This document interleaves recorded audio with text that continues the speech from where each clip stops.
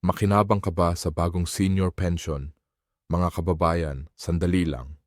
Kung ikaw o ang iyong mga magulang ay senior citizen, kailangan mong manood nito hanggang dulo dahil may malaking pagbabago na magaganap sa Enero hanggang Pebrero 26. Alam mo ba na may bagong listahan na at baka ikaw o ang iyong mahal sa buhay ay kasama na dito? Hindi na ito biro-biro dahil opisyal na ang announcement at maraming senior citizens ang makakatanggap ng pensyon na matagal nang hinihintay. Sa video na ito, ibibigay ko sa inyo ang kumpleto at detalyadong impormasyon tungkol sa sino-sino ang kwalipikado sa bagong pension program. Magkano ang matatanggap mong buwan ng pensyon? Paano mag-apply? At ano ang mga requirements? Kailan magsisimula ang distribusyon? Ano ang mga deadline na dapat mong tandaan? Hindi ka dapat magpahuli dahil limited lang ang slots at may specific na deadline ang application. Marami ng seniors ang nag-aabang at baka malate ka pa. Kaya mga ka-YouTube, kung gusto mong malaman kung kasama ka sa listahan at paano makakakuha ng benepisyo na ito, manatili at panoorin ang buong video. At huwag kalimutan, kung nakatulong sa'yo ang video na ito, paki-like at isubscribe para sa mas maraming updates tungkol sa senior benefits at programs. Mga kababayan, magandang araw sa inyong lahat. Ako nga pala, si Your Name at welcome sa channel na ito kung saan kami ay nag-o-update ng mga pinakabagong balita tungkol sa government benefits, pension programs at lahat ng dapat ninyong malaman para sa inyong kinabukasan at sa kinabukasan ng inyong pamilya. At sa video na ito, talagang sobrang importante ang topic na ito dahil direktang nakakaapekto ito sa milyon-milyong senior citizens dito sa ating bansa. Alam ko na marami sa inyo ay naghihintay na ng mahabang panahon para sa update na ito. Ilang taon na rin nating pinag-usapan ang bagong pension program para sa ating mga senior citizens. At ngayon, opisyal na po ito. Hindi na ito chismis. Hindi na ito chismis sa kanto kundi tunay na balita na galing mismo sa gobyerno. Ang bagong senior pension program ay ipapatupad na simula Enero hanggang Pebrero 26 at kailangan nating maging handa dahil maraming requirements at proseso ang dapat nating sundin para makasiguro na makakakuha tayo ng benepisyong ito. Pero bago tayo magpatuloy, gusto ko munang linawin kung ano ba talaga ang ibig sabihin ng bagong pension program na ito. Marami kasi akong nababasa sa comments at sa mga messages na natatanggap ko na may confusion pa rin. May mga nagsasabi na ito raw ay replacement sa existing pension. May nagsasabi naman na ito ay additional. Kaya hayaan ninyong i-explain ko ng maayos at detalyado para walang kalituhan. Ang bagong senior pension program na ito ay bahagi ng Expanded Social Protection Program ng gobyerno para sa ating mga nakatatandang kababayan. Ito ay isang supplementary benefit. Ibig sabihin, dagdag po ito sa existing benefits na natatanggap na ng ating mga seniors. Kung meron na kayong tumatanggap na GSI pension, SSS pension o iba pang government pension, patuloy pa rin kayong makakatanggap niyan.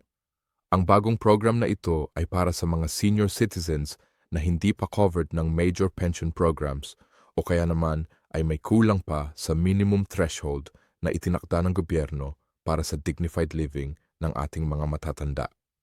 Ngayon, pag-usapan natin kung sino ba talaga ang qualified dito. Una sa lahat, dapat kayo ay 60 taong gulang at higit pa. Ito po ay strict requirement at walang exemption dito. Kahit 60 taong gulang ka pa lang ngayong taon, basta magiging 60 kaon or before December 2025, qualified ka na para sa program na ito. Pangalawa, kailangan mo ng valid senior citizen ID. Alam kong marami pa ring seniors na walang ID. Kaya kung wala ka pa, kailangan mo mag-apply sa Office of Senior Citizens Affairs sa inyong munisipyo or City Hall. Madali lang naman ang proseso at karamihan ng LGU ay may express lane na para sa seniors. Pangatlo, kailangan mong permanenteng nakatira dito sa Pilipinas. Hindi kasama dito ang mga OFW seniors o yung mga nakatira na permanently sa ibang bansa. Ito ay exclusively para sa mga seniors na dito mismo nag-reside at nag-contribute sa ating ekonomiya. Pang-apat, hindi ka dapat regular beneficiary ng GSS o SSS pension na umaabot na sa minimum threshold. Ano ba ang minimum threshold na yan? Currently, ang threshold ayaw buwanan. Ibig sabihin, kung ang combined pension mo mula sa lahat ng sources ay hindi pa umaabot ng 5,000 buwanan, qualified ka para sa supplementary pension na ito. Pero may additional requirements din tayo na kailangan ninyong alamin.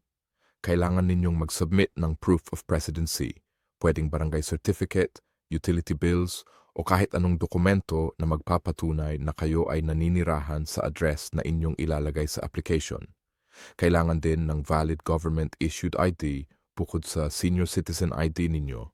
Pwedeng postal ID, PhilHealth ID, o kahit national ID kung meron na kayo at kailangan ng accomplished application form na makukuha ninyo sa DSWD office o sa online portal ng government.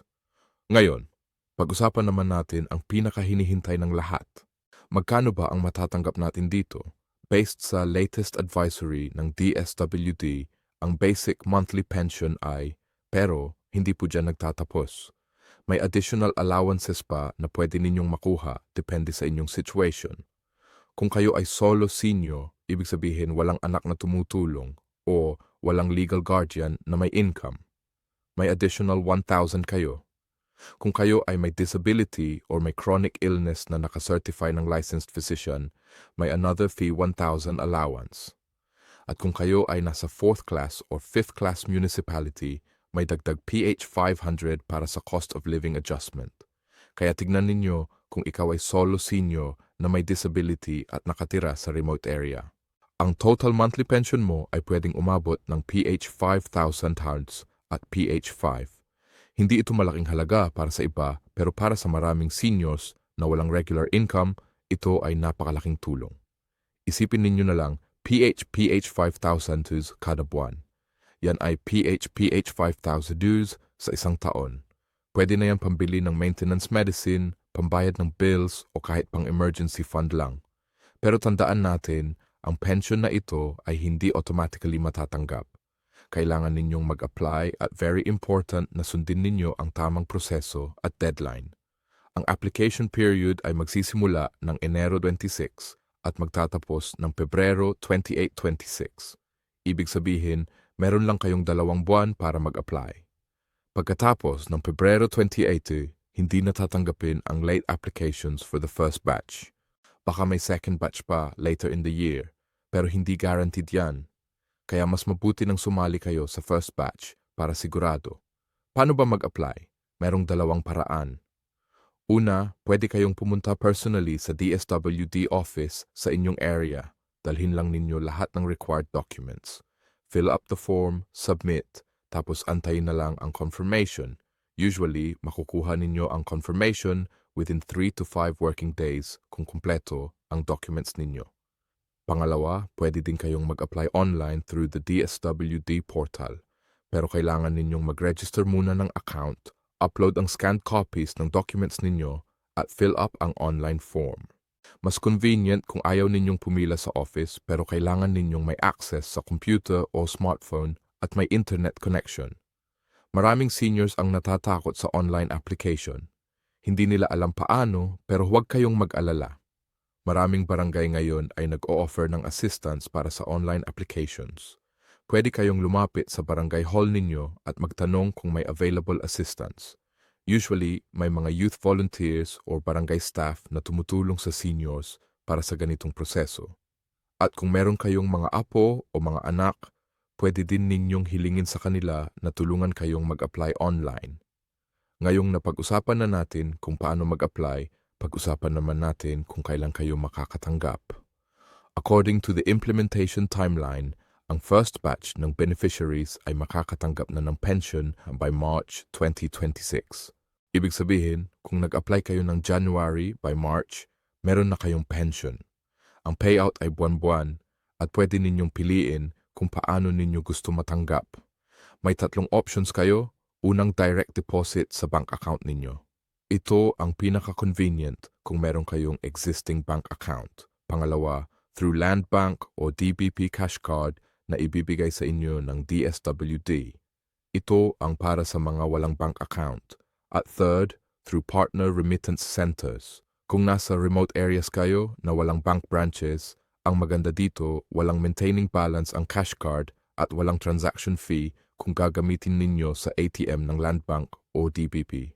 Kaya kahit malayo kayo sa city centers, may access pa rin kayo sa pera ninyo at every month, automatically credited na ang pension ninyo. Hindi na kayo kailangan pumila o mag-claim physically unless problema sa card ninyo. Pero syempre, bilang responsible citizens, kailangan din nating pag-usapan ang mga obligations natin bilang beneficiaries.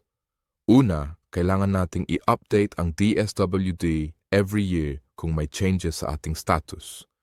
Halimbawa, kung nag-start ka na makatanggap ng SSS pension na umaabot na sa threshold, kailangan mong i-report yan para ma-adjust ang benefits mo.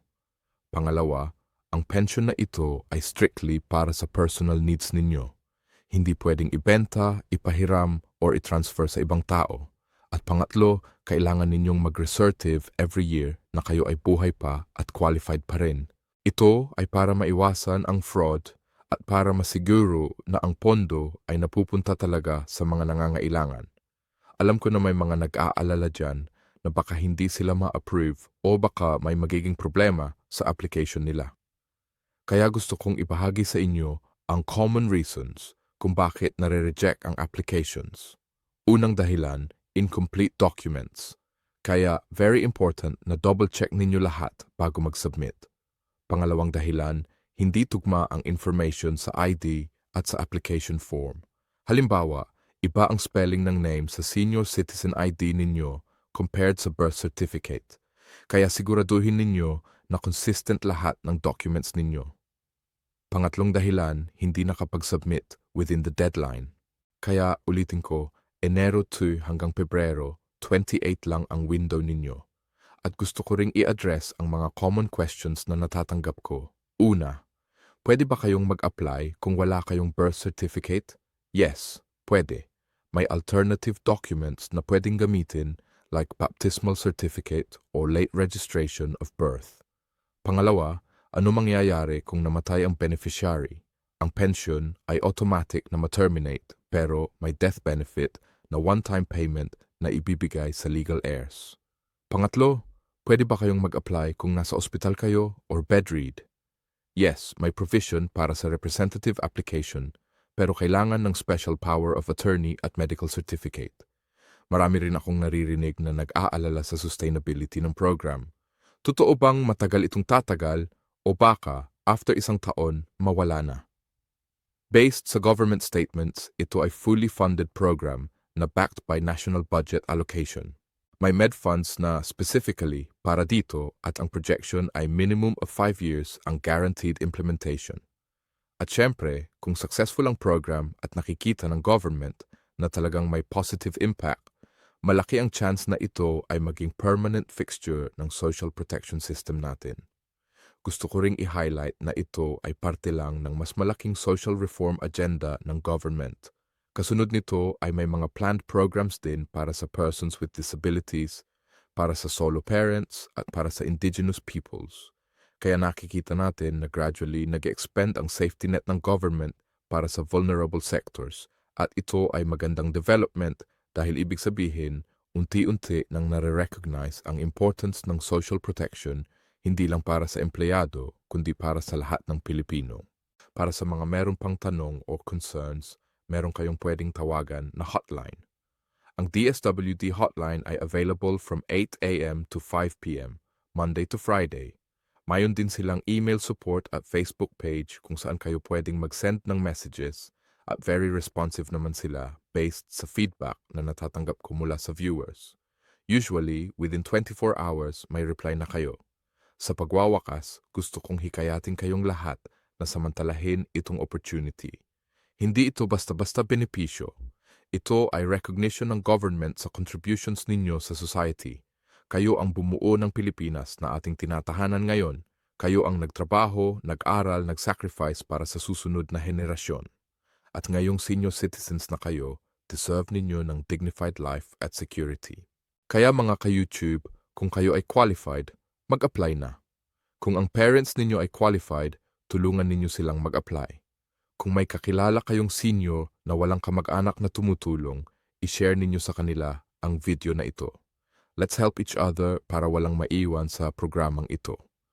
At huwag kalimutang mag-like ng video na ito, mag-subscribe sa channel at i-click ang notification bell para updated kayo sa latest news tungkol sa government programs at benefits. Maraming salamat sa pakikinig at hanggang sa muli. Ingat tayong lahat. M1